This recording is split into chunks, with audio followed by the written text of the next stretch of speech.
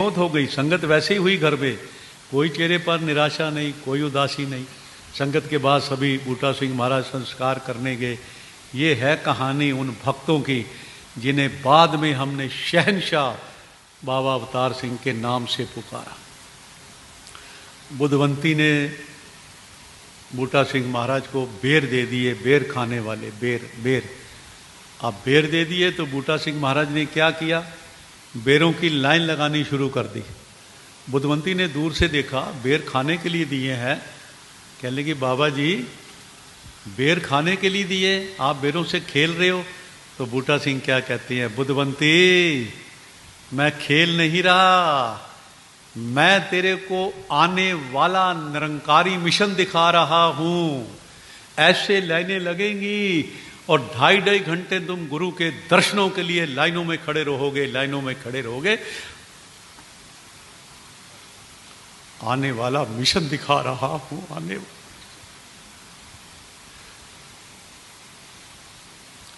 जो कुछ बूटा सिंह ने कहा अब हो नहीं रहा। समागम जाते हो, माता जी कभी यहां भी आएंगे, अब देखना कितने घंटे लाइन में खड़े रहोगे। ये बूटा सिंह के वरदान थे। कितना निरंकारी मिशन बढ़ेगा कि 2.5 घंटे तुम लाइन में खड़े होगे, मैं तुम्हें मिशन दिखा रहा हूं। खेल नहीं रहा बेरों से, खेल नहीं रहा बेरों से। बाबा बूटा सिंह ने मोहल्ले वालों की आवाज सुन ली कि अवतार सिंह पागल है, 3 दुकानें थी, 1 दुकान हो गई, पैसा भी नहीं है, इनकम कम है, बच्चों की पालना ठीक से नहीं कर पा रहा।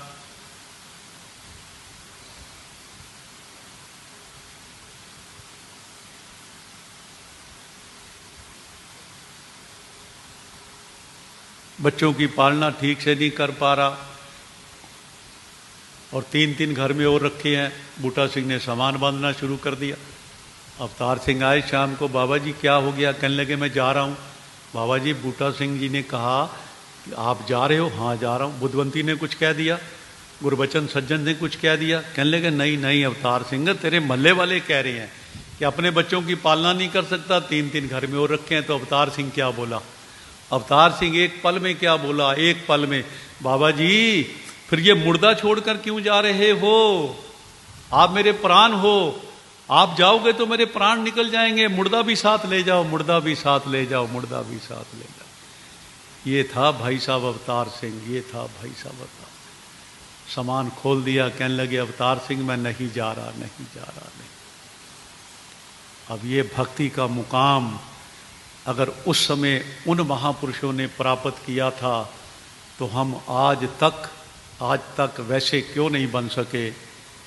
इस पर कौन विचार करेगा? सुखी मैं होना चाहता हूँ, बच्चों की शादियाँ मैं अच्छे घर में करना चाहता हूँ, बाबा जी से प्रार्थना करता हूँ अच्छा मकान दुकान दे दो, मांगता तो हूँ, लेकिन वैसा बनने का प्रयास क्यों नहीं करता? वैसा विश्वासी, वैसा एतबारती, वैसा निष्ठा वाला, वैसा यकीन वाला, वैसा एतबार वाला कब बनूंगा?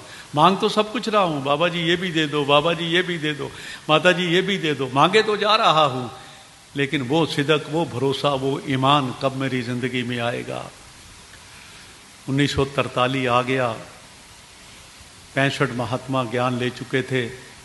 बाबा बूटा सिंह का शरीर भी थोड़ा कमज़ोर हो गया। बुलाया अवतार सिंह को, अवतार सिंह सबको पत्र डाल दो, कुमारी के अंदर हम समागम करेंगे, सबको पत्र डाल दो। बाबा अवतार सिंह महाराज ने सबको पत्र डाल दिया, सारे आगे कुमारी में एक बैंक्वेट हॉल लिया गया, वहाँ पर संत समागम हुआ।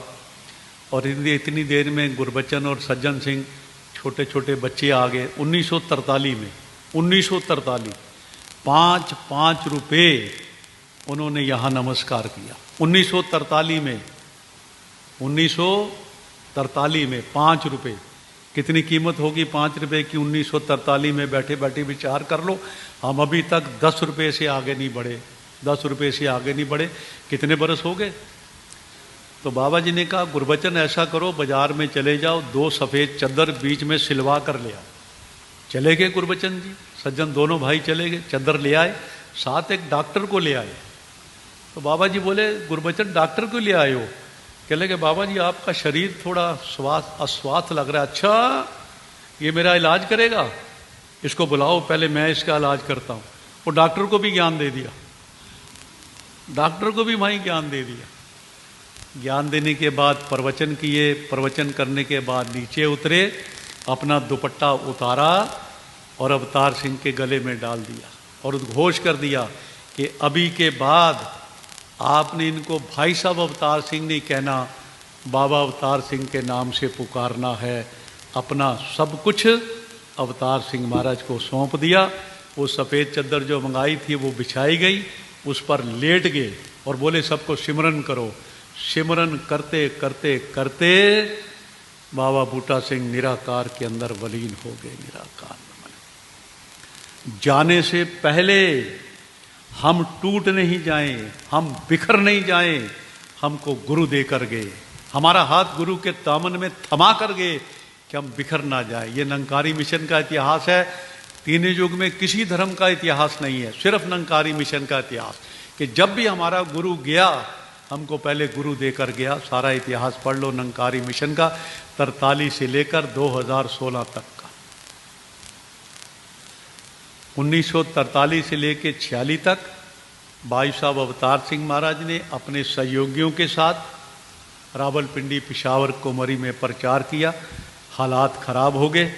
बाबा अवतार सिंह महाराज ने सबको फिर धीरे धीरे दिल्ली, किसी को पंजाब, जलंधर भेजना शुरू कर दिया। गुरबचन सिंह जी और पिताजी को वहाँ छोड़ दिया कि सारी संगत को भेज करके आपने सबके बाद आना है।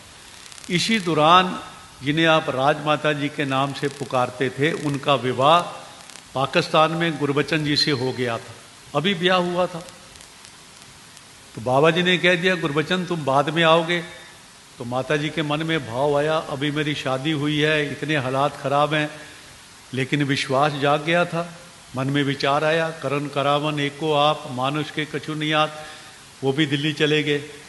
और उस समय गोविंद सिंह जी, मदन सिंह अलग, उन्होंने भी बाबा अवतार सिंह से ज्ञान प्राप्त कर लिया था। तो बाबा जी ने, जैसे अब हमने कोरोना के अंदर लंगर बांटा, कपड़े बांटे, वहाँ भी बाबा अवतार सिंह ने एक वाह कैंप बना दिया था कि जो भी गरीब गुरबा आए दाएं बाएं से बिछड़ कर उसके यहाँ रखो, खाना पीना खिलाओ। अवतार सिंह, गुरबचन सिंह जी पिताजी वहाँ पर लंगर बनाते थे, और गोविंद सिंह जी जो तुम्हारे जनरल सेक्रेटरी थे वो जंगल से लकड़ियाँ काट कर लाते थे। ये है तुम्हारे मिशन का इतिहास। सारे दिल्ली आ गए। अवतार सिंह जी दिल्ली पहुँचे। पहाड़गंज 2 नंबर गली में उनको रिफ्यूजी मकान मिला, अब भी है मंडल के पास। थोड़ी 3-4 गली छोड़कर पिताजी को रिफ्यूजी मकान मिल गया, वहाँ पिताजी रहे। उस समय 1947 के अंदर 10 महात्मा थे।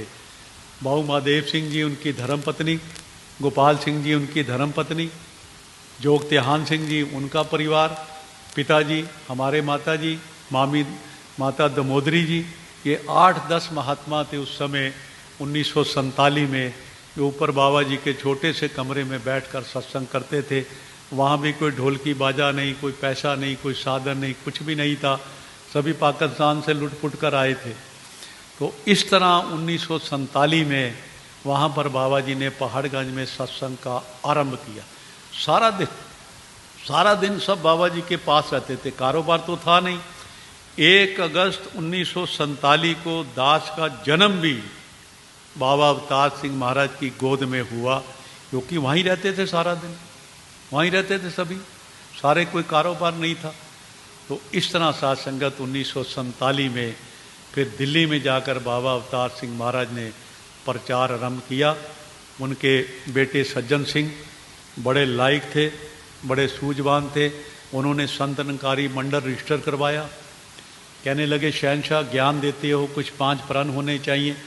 तो बाबा जी ने, उन्होंने कहा पहले एक प्रबंधक कमेटी होनी चाहिए।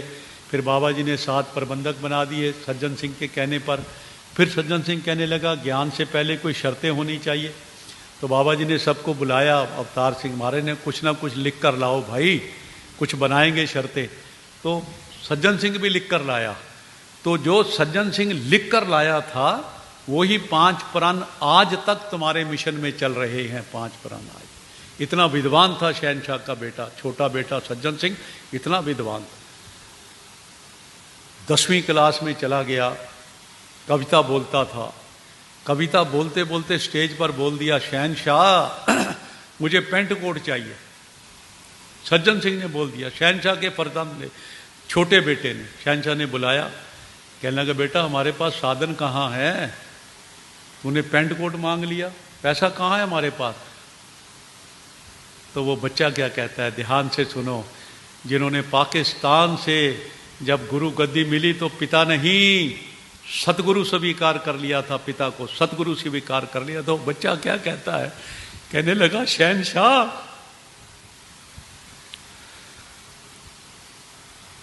तुम्हारे पिता शहंशाह बाबा अवतार सिंह नहीं थे। पिताजी को बोल रहा है, बाबा अवतार सिंह को, सज्जन सिंह, तुम्हारे पिता शहंशाह बाबा अवतार सिंह नहीं थे, मेरे पिता शहंशाह बाबा अवतार सिंह है, मुझे पेंट कोट चाहिए, पेंट कोट चाहिए, पेंट कोट। बच्चों के अंदर कितना विश्वास था कि पिता को सतगुरु स्वीकार कर लिया था। सतगुरु, तुम्हारे पिता शहंशाह नहीं थे, मेरे पिता शहंशाह है, मुझे पेंट कोट चाहिए।